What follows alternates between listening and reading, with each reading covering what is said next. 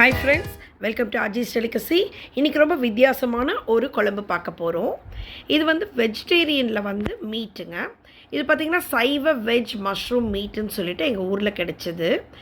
So இது வந்து சோயாவில் செய்கிறாங்கன்னு நான் நினச்சேன். பட் மஷ்ரூம் மீட்டுன்னு போட்டிருக்காங்க. மட்டன் டேஸ்ட் வரும்னு சொன்னாங்க. ஸோ அதுதான் நான் ட்ரை பண்ண போகிறேன். இது பாருங்களேன், ஒரு சோயா மாதிரி தான் இருந்தது. கொஞ்சம் தண்ணியில் வாஷ் பண்ணிவிட்டு இப்போ குக்கரில் எடுத்து அதை போட்டுட்டேன். எனக்கு எப்படி வேகும் என்ன ஒன்றும் ஐடியா இல்லை. சரி ட்ரை பண்ணி பார்ப்போம் அப்படின்னு சொல்லிட்டு பண்ணேன். ரொம்ப எக்ஸலண்ட் டேஸ்ட்டாக இருந்ததுங்க.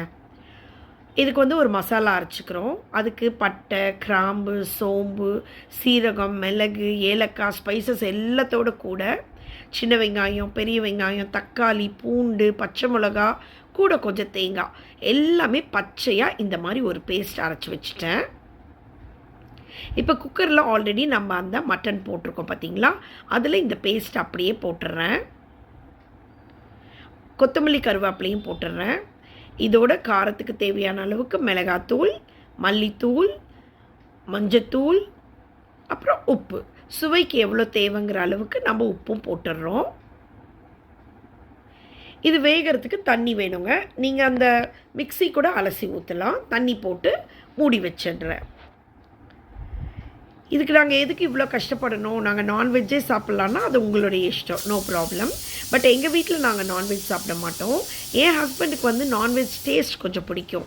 அதனால நான் இந்த மாதிரி ட்ரை பண்ணுறேன். பாருங்கள், 2 விசில் வச்சேன். இப்போ நல்லா ரிலீஸ் பண்ணிவிட்டு திறந்தாச்சுமா கம்மன் வாசனைங்க. நிஜமாகவே சொல்கிறேன், ஒரு கறி குழம்பு ஸ்மெல்லுங்க. இந்த சண்டேஸ்லாம் பார்த்திங்கன்னா இந்த ஒரு ஸ்மெல் வரும். அந்த மாதிரி இருக்குது. நல்ல ரிச்சாகவும் இருக்குது, டேஸ்டியாகவும் இருந்தது.